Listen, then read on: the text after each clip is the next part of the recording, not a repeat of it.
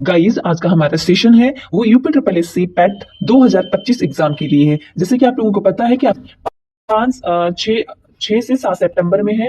और गाइस जब आप अपने एग्जाम में बैठेंगे, जो भी जिस दिन भी दिन आपका एग्जाम हो 6 या फिर 7 सितंबर को, आपको हमारे सेशन से लगभग 10 से 15 क्वेश्चन आज के सेशन से हूबहू देखने को मिलेंगे। गाइस आज का सेशन बहुत ही फंटास्टिक होने वाला है और बहुत ही अच्छे लेवल का क्वेश्चन है। इसमें GK GS and current affairs को पूरी तरह से इंक्लूड किया गया है और बहुत ही अच्छे क्वेश्चन है जो कि वनडे एग्जाम में कई बार रिपीटेड क्वेश्चंस आए हुए हैं। सो गाइस बिना देरी करते हुए हम अपने क्वेश्चंस की तरफ मूव करते हैं। सो फर्स्ट क्वेश्चन गाइस देखते हैं। This is your revision class, not detail class. Guys अपना रिवीजन करें, अपना स्कोर चेक करें। जो भी आपका स्कोर हो हमें कमेंट्स में जरूर बताएं। और आज के सेशन से अगर आपका इन 100 क्वेश्चंस में से अगर आप लगभग 40 के अराउंड कर पा रहे हैं, इसके मतलब आपकी जो स्टडी है ना बहुत ही अच्छे डायरेक्शन में चल रही है। सो गाइस हम क्वेश्चन की तरफ मूव करते हैं। क्वेश्चन है पहला, 27 दिसंबर 1911 को पहली बार जनगण मन कहाँ गाया गया था? तो कोलकाता में गाया गया था। गाइस मैं आपको बता दूं, जो रविंद्रनाथ टैगोर थे उनकी भांजी थी, उनका नाम था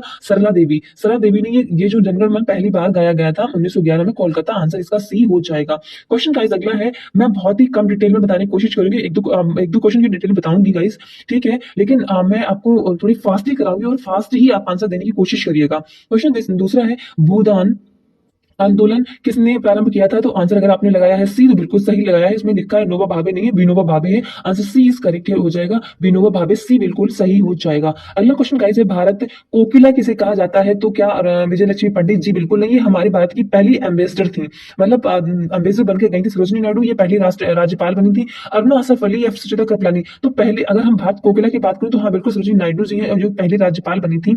और अरुणा असफ अली जो बिल्कुल नहीं है इसमें का आंसर। और सुचिता कृपलानी जो है ना पहली हमारी सीएम बनी थी, भारत की स्वतंत्र भारत की पहली सीएम यानी कि मुख्यमंत्री सुचिता कृपलानी जी बनी थी। तो फिलहाल इसका आंसर जो हो जाएगा वो बी हो जाएगा।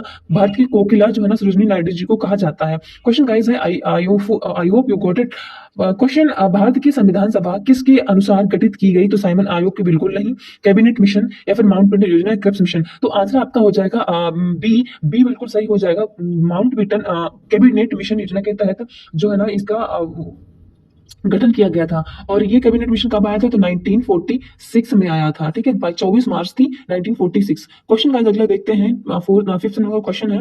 क्वेश्चन आपके लिए, प्रथम भारतीय नोबेल पुरस्कार विजेता कौन थे? तो वो आपको पता ही है, जो कि 1916 में मिला था रविंद्रनाथ टैगोर जी को, और इनको साहित्य के लिए ये पुरस्कार मिला था। और देखो सीवी रमन जी को भी नोबेल पुरस्कार विजेता है, हरगोविंद खुराना जी हैं, अमर्त्य सेन भी। अमर्त्य सेन जी को जो है ना वो इकोनॉमी में मिला है, हरगोविंद खुराना जी को मेडिसिन में मिला है, और सीवी रमन जी को आपको पता है जो रमन इफेक्ट होता है उसके लिए इन्हें ये पुरस्कार दिया गया था। फिलहाल इसका आंसर जो है ना वो बी है। इनके पहला पुरस्कार पूछा गया, पहली बार भारतीय को मिला है तो वो रविंद्रनाथ टैगोर जी थे। क्वेश्चन का अगला है, भारतीय 6 नंबर का, हमारा राष्ट्रीय गीत वंदे मातरम कहाँ से लिया गया है? तो वो जो है ना आनंद मठ से लिया गया है। आनंद मठ जो किसने लिखा है मैं आपको बता दूं तो बंकिम चंद्र चटर्जी थे। बंकिम चंद्र चटर्जी जी का उपन्यास है आनंद मठ, और यहीं से हमारा वंदे मातरम लिया गया है, ठीक है। और आनंद मठ में ही जो एक विद्रोह है, सन्यासी विद्रोह के बारे में भी बताया गया जो बंगाल में मतलब हुआ था, ठीक है। तो आंसर फिलहाल इसका डी हो जाएगा, डी इसका बिल्कुल सही हो जाएगा।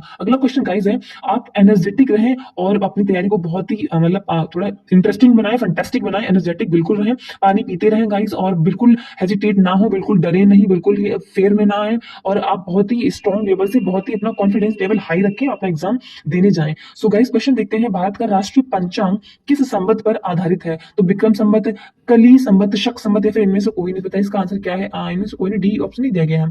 तो जो इसका आंसर फिलहाल इसका जो है ना पंचांग, तो क्वेश्चन नंबर आपका हो जाएगा, इसका शक संवत नहीं लिखा है, हाँ ये तो लिखा, क्योंकि यहाँ पे कुछ कली संवत ये यहाँ पर ऐसे नहीं होना चाहिए, यहाँ से अलग है, ये सी हो जाएगा इसका ऑप्शन। तो इसका जो आंसर है वो सी है। शक संवत से हमारा पंचांग जो शुरुआत है, ये बता दूं मैं आपको, कुषाण शासक थे, उनका नाम था कनिष्क।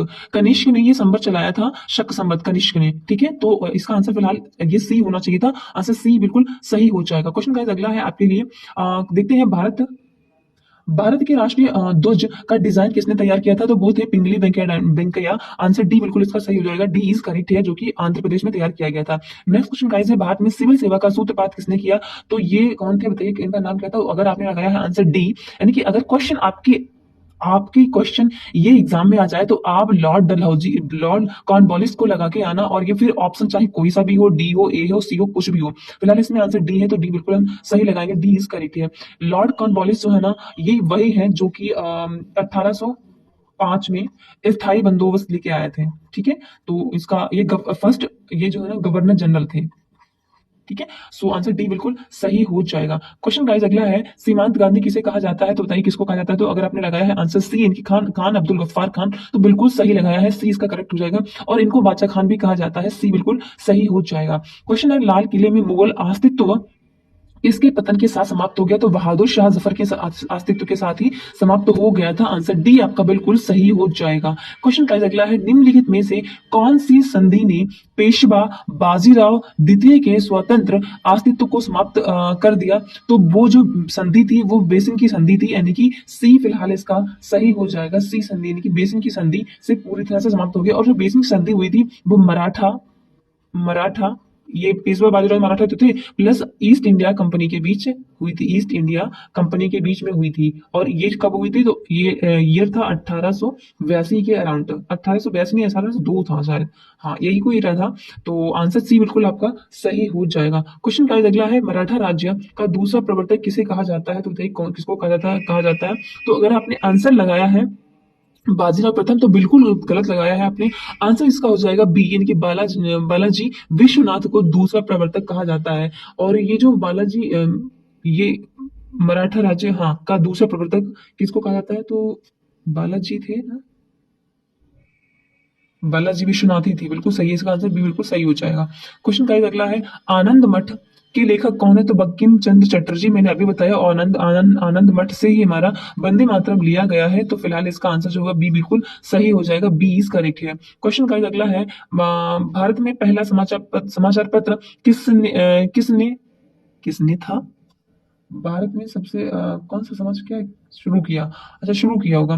भारत में सब में पहला समाचार पत्र किसने शुरू किया, ऐसा लिखा होना चाहिए था। तो वो जेम्स हिक्की थे, जेम्स हिक्की थी। और उस समाचार पत्र का नाम था बंगाल गजट। समाचार पत्र का जो नाम अगर पूछा जाए कि वो समाचार पत्र कौन सा था, तो उसका नाम था बंगाल गजट। और कब शुरू हुआ, तो वो था 1780 में।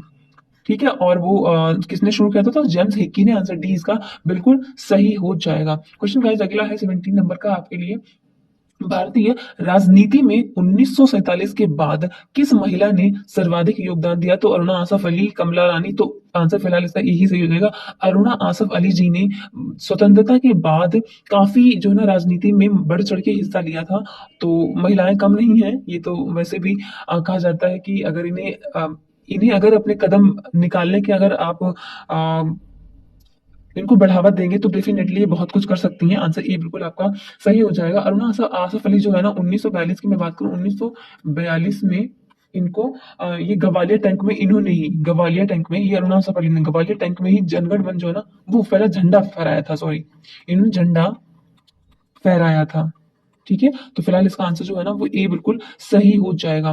क्वेश्चन गाइस अगला है 18वां क्वेश्चन है, वंदे मातरम गीत लिखा था, तो वो तो बताइए आपको बंकिम चंद्र चटर्जी जी ने। तो आंसर फिलहाल इसका सी बिल्कुल सही हो जाएगा, आंसर सी इज करेक्ट है। नेक्स्ट क्वेश्चन गाइस है, स्वतंत्र भारत का अंतिम गवर्नर जनरल कौन था, तो सी राजगोपालाचारी थे। अंतिम गवर्नर जनरल सी राजगोपालाचारी थे। अगर आपसे पूछा जाए कि पहले स्वतंत्र भारत के पहले फर्स्ट गवर्नर जनरल कौन थे, तो आप किसको लगा के आएंगे, तो वो अगर आपसे पूछा जाए तो आप माउंट बेटन को लगा के आना। माउंट बेटन जो है ना वो पहले फर्स्ट स्वतंत्र भारत के पहले गवर्नर जनरल थे। और अंतिम गवर्नर जनरल कौन थे, तो सी राजगोपालाचारी। आंसर इसका फिलहाल के लिए ए बिल्कुल सही है। क्वेश्चन का अगला देखते हैं, क्वेश्चन है 20 नंबर का, निम्नलिखित विद्रोहों में से किसको बंकिम चंद्र चटर्जी ने अपने उपन्यास आनंद मठ में उल्लेख कर प्रसिद्ध किया है, तो वो है सन्यासी विद्रोह जो कि बंगाल बिहार में हुआ था। आंसर इसका डी बिल्कुल सही हो जाएगा। क्वेश्चन अगला है, कांग्रेस के निम्नलिखित नेताओं में से कौन एक कैबिनेट मिशन योजना के पक्ष में पूरी तरह से थे, मतलब उनके उसके पक्ष में थे, तो वो सरदार पटेल जी थे। आंसर सी इसका बिल्कुल सही हो जाएगा, सी इज करेक्ट है। नेक्स्ट क्वेश्चन गाइस आपके लिए, लॉर्ड मैकाले संबंधित हैं तो सेना से सुधार से या फिर सती प्रथा की समाप्ति से अंग्रेजी शिक्षा से। देखिए जो लॉर्ड मैकाले है ना वो अंग्रेजी शिक्षा से है, अंग्रेजी शिक्षा से रिलेटेड है। और सती प्रथा आपको पता है, अगर भारतीय पर्सन का नाम लिया जाए वो पर्सनैलिटी जो है ना वो राजा राम मोहन राय को कौन भूल सकता है। सो इसका फिलहाल आंसर है लॉर्ड मैकाले, वो शिक्षा से रिलेटेड है। आंसर सी इसका बिल्कुल सही हो जाएगा, सी इज करेक्ट है। क्वेश्चन का अगला है आपके लिए, भारतीय विश्वविद्यालय अधिनियम किसने लागू किया, तो वो थे लॉर्ड कर्जन। आंसर इसका आपने अगर आंसर दिया है ए तो बिल्कुल सही हो जाएगा, लॉर्ड कर्जन ने विश्वविद्यालय अधिनियम, ये कर्जन वही है जो 1905 में बंगाल विभाजन किया था, ठीक है। तो आंसर सी ए बिल्कुल इसका सही हो जाएगा, आंसर ए इज करेक्ट है। नेक्स्ट क्वेश्चन गाइस आपके लिए, किस वर्ष राष्ट्रीय गीत वंदे मातरम पहली बार गाया गया था, तो बताइए कब गाया गया था। अगर आपने आंसर दिया है 1906 सॉरी 1896 यानी कि 1896, तो आंसर बिल्कुल सही है। वंदे मातरम गीत पहली बार जब कांग्रेस का अधिवेशन हुआ था, शायद सूरत में हुआ था या बंगाल में हुआ था। तो 1896 में सबसे पहले वंदे मातरम गीत गाया गया था। ये इसका बिल्कुल सही हो जाएगा। क्वेश्चन गाइस अगला है, निम्नलिखित में से कौन सी भारत में फ्रेंच बस्ती नहीं है, तो गोवा फ्रेंच बस्ती इनकी नहीं रही है, क्योंकि जो जो फ्रेंच है ना इनकी लगभग 5 बस्तियां रही थी, उसमें पौंडीचेरी है, माहे था, चंद्रनगर था और एक और था, इसमें से गोवा नहीं था इनकी बस्ती, ठीक है। तो आंसर सी बिल्कुल इसका सही हो जाएगा। अगला क्वेश्चन गाइस है, भारत के लिए समुद्री मार्ग की खोज का श्रेय जाता है तो पुर्तगालियों को जाता है, जैसे कि आप लोगों को पता है 1498 में वास्को दी गामा जो है ना वो भारत की काली कत पर आया था और उसने ही समुद्री मार्ग की खोज की थी। आंसर सी इसका बिल्कुल सही हो जाएगा। क्वेश्चन अगला है आपके लिए, भारत में डच का सबसे प्रारंभिक उपनिवेश कहाँ था, तो डचों का सबसे पहला प्रारंभिक उपनिवेश था तो मछलीपट्टनम यानी कि मसूलीपट्टनम था। आंसर ए बिल्कुल सही हो जाएगा, ए इज करेक्ट है। और इनकी पहली फैक्ट्री सूरत में ही स्थापित की गई थी।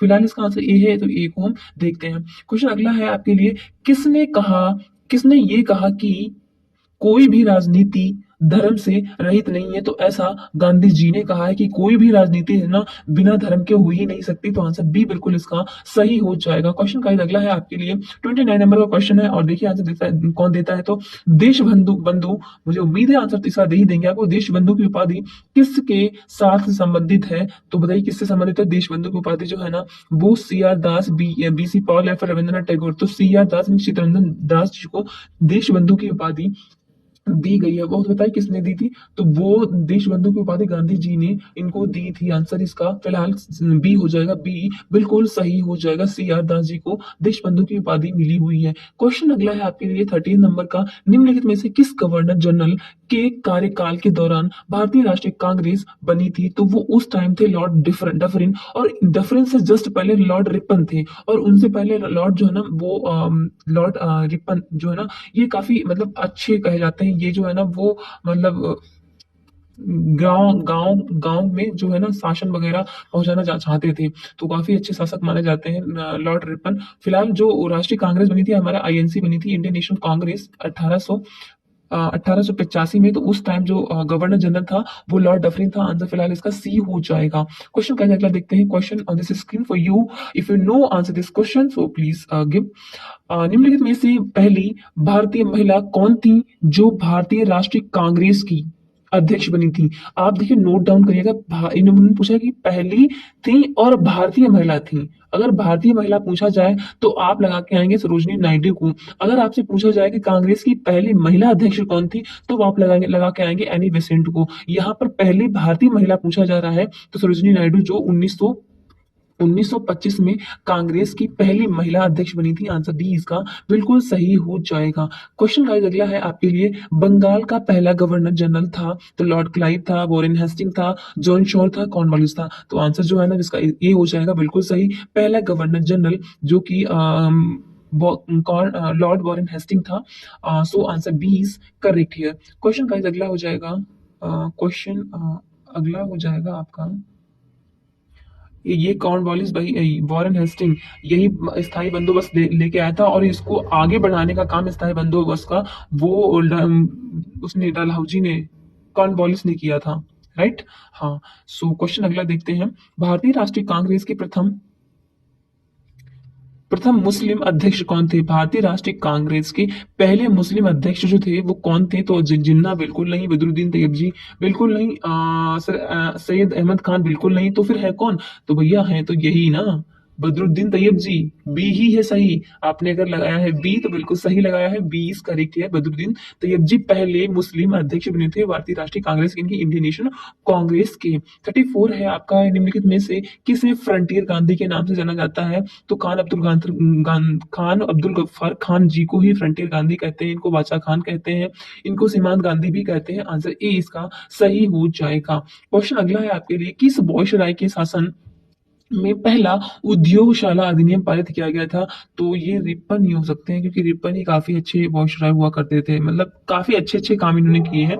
तो अगर कुछ अच्छा काम आ जाए ना तो आप मतलब चांस ले लेना। अगर आपको बिल्कुल ना पता हो तो अगर आप स्किप करना चाहें तो स्किप कर देना, अगर चांस लेना चाहें तो आप रिपन को लगा के आ जाना। आंसर फिलहाल इसका सी ही होना चाहिए, तो सी ही बिल्कुल इसका सही होगा। लॉर्ड रिपन ने ही पहला उद्योगशाला अधिनियम पास किया था। आंसर सी इज करेक्ट है। क्वेश्चन का अगला है, लाइफ डिवाइन पुस्तक के लेखक कौन है? तो कौन है बताइए।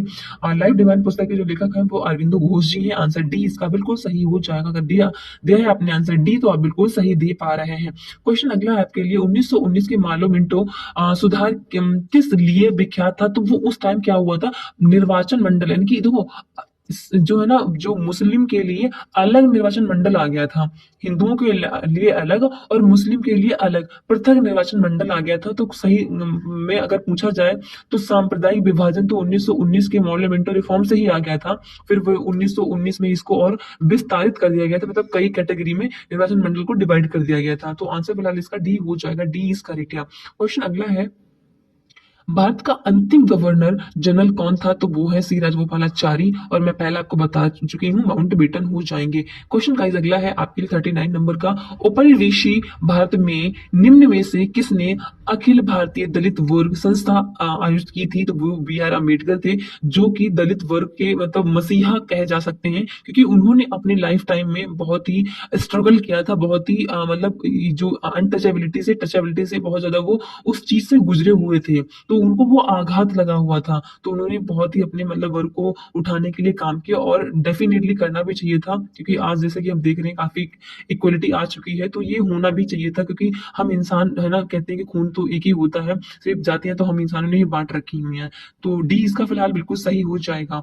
क्वेश्चन गाइस अगला है, कलकत्ता, मद्रास तथा मुंबई में उच्च न्यायालय निम्नलिखित में से किस बॉयशराय के कार्यकाल में अस्तित्व में आया था? तो वो लॉर्ड लॉरेंस थे। लॉर्ड लॉरेंस जब बॉयशराय थे तो उसी टाइम में कलकत्ता, मद्रास और मुंबई में हाई कोर्ट अस्तित्व में आया था। तो फिलहाल आंसर इसका सी हो जाएगा, सी इज करेक्ट है। क्वेश्चन गाइस अगला है, गेटवे ऑफ इंडिया द्वारा किसके द्वारा लिखना होना चाहिए था, किसके द्वारा बनवाया गया था? तो किसके द्वारा बनवाया गया था बताइए, किसके द्वारा बनवाया गया था? अगर आपने आंसर लगाया है बी, यानी कि जॉर्ज बिटेट, तो बिल्कुल सही लगाया है। जॉर्ज बिटेट ने गेटवे ऑफ इंडिया इनके द्वारा बनवाया गया था, बी इज करेक्ट है। क्वेश्चन अगला गाइस आपके लिए, निम्नलिखित में से किसने पहले गोलमेज सम्मेलन की अध्यक्षता की थी? तो क्लीमेंट एटली। तो पहले गोलमेज सम्मेलन में की बात करूं तो भारत से कोई नहीं गया था, तो इसी इन्होंने बोला कि अध्यक्षता किसने की थी? तो इसका आंसर जो अगर आपने लगाया है डी, इनके राम से मैकडोनाल्ड, तो बिल्कुल सही हो जाएगा। पहले गोलमेज सम्मेलन की अध्यक्षता राम से मैकडोनाल्ड ने की थी। आंसर डी बिल्कुल सही हो जाएगा। नेक्स्ट है, भारत में गांधी जी का प्रथम सत्याग्रह कहाँ हुआ? तो चंपारण में हुआ। ये तो बच्चे बच्चे को रटा हुआ होना चाहिए, क्योंकि बिहार से नील सत्याग्रह हुआ था। आंसर ए इज करेक्ट है। क्वेश्चन का अगला है 44 नंबर का है क्वेश्चन आपके लिए, 1946 के कैबिनेट मिशन का नेतृत्व किसके द्वारा किया गया था? तो बताइए किसने किया था?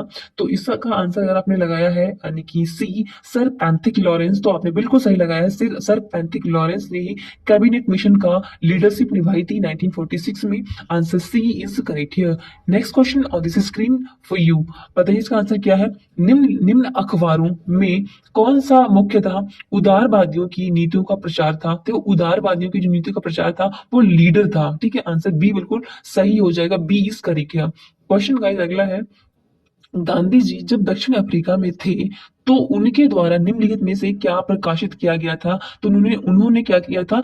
Indian opinion. और जब वो भारत में आए तो उन्होंने यंग इंडिया प्रकाशित किया, और जब अफ्रीका में थे तो उन्होंने प्रकाशित किया था इंडियन ओपिनियन। याद रखिएगा, इंडियन ओपिनियन जब अफ्रीका में थे, और जब भारत में आए तो उनका यंग इंडिया उन्होंने शुरू किया था। तो इसका आंसर जो है ना बी, बिल्कुल अगर आपने सही लगाया है तो बिल्कुल सही लगाया हुआ होगा। नेक्स्ट क्वेश्चन गाइस है आपके लिए, महात्मा गांधी को सबसे पहले राष्ट्रपिता के नाम से किसने संबोधित किया था? तो सुभाष चंद्र बोस जी ने इनको राष्ट्रपिता बोला था। देखिए, जो हमारे महात्मा गांधी जी और सुभाष चंद्र बोस, इन दोनों की थिंकिंग थोड़ी डिफरेंट थी, लेकिन एक दूसरे की रिस्पेक्ट बहुत करते थे, क्योंकि दोनों ही निस्वार्थ भाव से अपने देश की सेवा में लगे हुए थे, देश से प्रेम करते थे। दोनों का कोई अपना मतलब लालच नहीं था, निस्वार्थ भाव से सेवा कर रहे थे। दोनों के अपने अपने पक्ष थे, दोनों के अपने अपने विचार थे, लेकिन गोल एक ही था कि अपने भारत को आजाद कराना है। तो इन्होंने सुभाष चंद्र बोस जी ने हमारे प्यारे महात्मा गांधी जी को राष्ट्रपिता की उपाधि दी थी, और हम आज भी अपने राष्ट्रपिता के नाम से अपने महात्मा गांधी जी को याद करते हैं। सो आंसर फिलहाल इसका डी हो जाएगा, डी इज करेक्ट। क्वेश्चन का अगला है, राष्ट्रीय कांग्रेस कार्यकारी समिति ने भारत छोड़ो नामक आंदोलन का अनुमोदन कहाँ किया था? तो वो वर्धा से किया था। जो वर्धा है ना, फिलहाल वर्धा एक नदी है, और वर्धा उस शहर का नाम भी है, नदी के नाम पे पड़ा हुआ है, जो कि महाराष्ट्र का एक शहर है। वहीं से भारत छोड़ो आंदोलन की शुरुआत इंडियन नेशनल कांग्रेस की समिति द्वारा, मतलब उसको अनुमोदित कर दिया गया था। ए इसका बिल्कुल सही हो जाएगा। क्वेश्चन गाइस अगला आपके लिए है, 49 नंबर का है, 50 पर पहुंचने वाले हैं, और गाइस मुझे पूरी उम्मीद है आपका जोर यानी कि एनर्जी आपकी बिल्कुल वही होगी जो शुरुआत में थी। ठीक है, सो 49 पे पहुंच गए हैं, तो आप देखिए क्या इसका आंसर है। भारतीय क्वेश्चन पढ़ लेते हैं, भारतीय स्वतंत्रता के समय भारतीय राष्ट्रीय कांग्रेस के अध्यक्ष कौन थे? जब हमारा भारत स्वतंत्र होने वाला था तो उस टाइम इंडियन नेशनल कांग्रेस के अध्यक्ष कौन थे? तो मौलाना अब्दुल कलाम जी थे, जीवी कृपलानी थे, जवाहरलाल नेहरू थे, या फिर राजेंद्र प्रसाद थे। अगर आपने आंसर दिया है बी, यानी तो बिल्कुल आपने सही दिया है, जेबी कृपलानी। जेबी कृपलानी जी उस टाइम हमारी इंडियन नेशनल कांग्रेस के अध्यक्ष हुआ करते थे, तो बी बिल्कुल सही हो जाएगा। क्वेश्चन गाइस 50 नंबर का है, और अब हम फाइनली 50 पर पहुंच गए हैं। और गाइस आपको बी एग्जाम में एकदम अच्छा सा छक्का मार के आना है, और अपना पूरा एनर्जेटिक रहना है, अपना पानी साथ में लेके जाना है, बहुत ही एकदम खुले दिमाग से एग्जाम को देना है, बहुत ही प्रेशर नहीं लेना, एग्जाम बहुत ही अच्छा जाएगा। आप बस पॉजिटिव रहिएगा, एग्जाम अच्छा जाएगा। फिलहाल हम 50 नंबर क्वेश्चन पे पहुंच गए हैं। सो क्वेश्चन है, कौन से गोलमेज सम्मेलन में महात्मा गांधी जी ने भाग लिया था? देखो क्वेश्चन कितना प्यारा आ गया है 50 नंबर पे। तो बताइए कौन सा गोलमेज सम्मेलन था? तो वो दूसरा गोलमेज सम्मेलन था। तो प्रथम तो ये गए नहीं थे, पूरी तरह से हमने उसको नकार दिया था कि हम नहीं जाएंगे। तो दूसरा सम्मेलन बहुत ही कहने सुनने से गए थे हमारे महात्मा गांधी जी, और उनके साथ सुभाष चंद्र बोस जी भी गए थे, और वो महात्मा गांधी अपनी एक बकरी लेके गए थे साथ में। हाँ, ये फैक्ट है, ये बकरी लेके गए थे, और जिस शिप से गए थे ना ये, उस शिप का नाम था उस शिप का नाम शायद कुछ नाम मैं अभी बता रही हूँ, शायद वसुंधरा करके, मुझे नाम नहीं याद पा रहा है। गाइस आप जरूर गूगल सर्च कर लीजिएगा, फिलहाल मैं भी याद नहीं कर।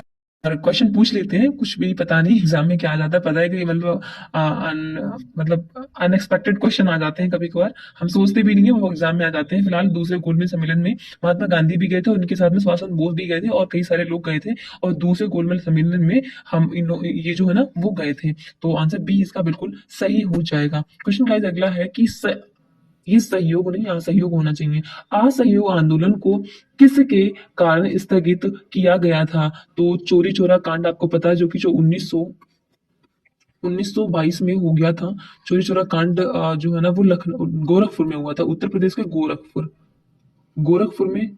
तो इसी मतलब ये गांधी जी नहीं चाहते थे कि बहुत ज्यादा विद्रोह हो जाए, मतलब फालतू के रियोट्स हो जाए। वो एकदम असहयोग, मतलब कह रहे थे कि हम सहयोग नहीं करेंगे, हम आंदोलन करेंगे, आपका असहयोग करेंगे, और किसी तरह का हम दंगे नहीं करेंगे। लेकिन इसी बीच चोरी चोरा कांड हो गया, तो गांधी जी ने असहयोग आंदोलन को वापस ले लिया था। फिलहाल इसका आंसर जो है ना बी हो जाएगा, बी बिल्कुल सही हो जाएगा, बी इज करेक्ट है। क्वेश्चन गाइस अगला है, नेक्स्ट है आपके लिए, भारतीय भारतीय स्वतंत्रता संग्राम में करो या मरो का नारा किस आंदोलन से जुड़ा है? तो वो भारत छोड़ो आंदोलन से, खिलाफत आंदोलन से, असहयोग आंदोलन से, या फिर दांडी मार्च से। तो अगर आंसर आपने दिया है डी, तो बिल्कुल सही दिया है, ये तो आपको पता ही होगा, करो और मरो का नारा महात्मा गांधी जी ने भारत छोड़ो आंदोलन 1942 में, यानी कि 8 अगस्त 1942 को ये नारा दिया था। आंसर डी बिल्कुल सही हो जाएगा। अगला क्वेश्चन गाइस आपके लिए है, जलियांवाला बाग हादसे से कौन सा ब्रिगेडियर संबंध है, तो बताइए कौन है।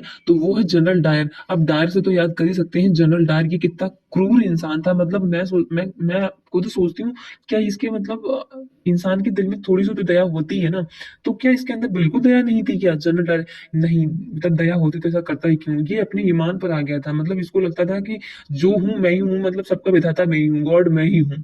तो इसने इतना बड़ा हत्याकांड कर दिया। जलियांवाला बाग हत्याकांड जो पता है आप लोगों को, पंजाब के अमृतसर में हुआ था, और जो कि 1919 में हुआ था। काफी बड़ा मैसेकर हुआ था ये, और हमारी हिस्ट्री में मतलब ये लाल पन्नों में छपा हुआ है। मतलब कहते हैं ना, इतना ही बड़ा मैसेकर हुआ था, जिसको आप भी जब भी आप पढ़ेंगे, जब भी आप पढ़ते हैं उसको सुनते हैं, तो बाई गॉड रोंगटे खड़े हो जाते हैं। सो फिलहाल इसका आंसर ए बिल्कुल सही हो जाएगा। क्वेश्चन अगला है, निम्नलिखित में से किस अखबार का गांधी जी ने दक्षिण अफ्रीका में संपादन किया था? मैंने अभी आपको ऊपर बताया था, दक्षिण अफ्रीका में वो अखबार था इंडियन ओपिनियन, और इंडिया में कौन सा अखबार था? वो था यंग इंडिया। तो इसका आंसर ए बिल्कुल सही हो जाएगा। 55 नंबर का क्वेश्चन है, बताइए आंसर कौन देगा?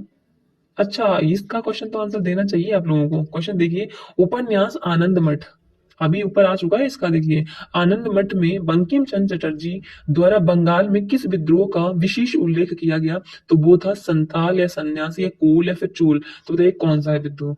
अपने आंसर तो मैं नहीं बताऊंगी, बता देती हूँ, सन्यासी विद्रोह है। अभी ऊपर बता चुकी हूँ ना, बी बिल्कुल इसका सही था, सही हो जाएगा। और उसमें ऑप्शन डी दिया गया था सन्यासी। तो आप संथाल से सन्यासी को कंफ्यूज मत करिएगा, ये सन्यासी विद्रोह था जो कि आनंद मठ में बंकिम चंद्र चटर्जी जी ने इसका उल्लेख किया है। बी इसका बिल्कुल सही हो जाएगा। गाइस अगला क्वेश्चन है भाई, जलियांवाला बाग हत्याकांड सच में बहुत ही बड़ा मैसेकर था ये। घटना कहाँ हुई थी? तो ये अमृतसर में हुई थी। मैंने अभी आपको बताया पंजाब के अमृतसर में हुई थी, और जनरल डायरी से रिलेटेड है। नेक्स्ट क्वेश्चन है, गांधी जी ने भारत में अपनी राजनीतिक गतिविधियों का प्रारंभ कहाँ से किया था? तो वो चंपारण से किया था, जो कि बिहार में है। ठीक है, नेक्स्ट क्वेश्चन गाइस अगला है, पाकिस्तान नाम किसने गढ़ा था? तो वो है चौधरी रहमत अली ने या फिर लियाकत अली ने। तो मोहम्मद अली जिन्ना ने नहीं लिखा है। वैसे पाकिस्तान नाम भी प्यारा है ना। वैसे पाक, वैसे हम लोग भी बोल देते हैं ना, पाक पाक मतलब होता है शुद्ध, शुद्ध पाक है। लेकिन वो लोग क्या, मतलब कुछ लोग अशुद्ध करे पड़े हुए हैं, वैसे तो शुद्ध ही है। पाकिस्तान, हिंदुस्तान पाकिस्तान भाई भाई होते हैं, लेकिन भाई भाई रहते हैं कहीं, भाई भाई हमेशा दुश्मनी बने रहते हैं। सही बात है, ये आम जिंदगी में देखिए, जहां भाई भाई होंगे जब भी बंटवारे का नाम आएगा तो दुश्मनी बन जाते हैं। राइट। सो पाकिस्तान का जो नाम है ना, वो चौधरी रहमत अली ने दिया था। आंसर डी इसका बिल्कुल सही हो जाएगा, डी इज करेक्ट है। क्वेश्चन गाइस अगला है, अब देखते हैं। 59 नंबर का क्वेश्चन है, निम्नलिखित में से कौन आजाद हिंद फौज का संस्थापक है? तो देखो, आजाद हिंद फौज का संस्थापक में फिलहाल ऑप्शन इसमें आपके सुभाष चंद्र बोस जी दिए गए हैं, तो आप बोस जी को लगा के आए। अगर ऑप्शन में आपके इसमें लिखा हो जाए कहीं मोहन सिंह, और पूछा ना जाए कि पहला, मतलब पहला आजाद हिंद फौज की संस्थापक कौन थी, तो आप मोहन सिंह को ही लगा के आना, क्योंकि पहले जो आजाद हिंद फौज की स्थापना जो है ना, वो मोहन सिंह ने की है। दूसरे नंबर पे आएंगे रास बिहारी बोस। फिर रास बिहारी बोस जी ने इसको सुभाष चंद्र बोस जी को इसकी लीडरशिप दी थी 1943-44, कुछ यही इरा, इसी के बीच में रहा था।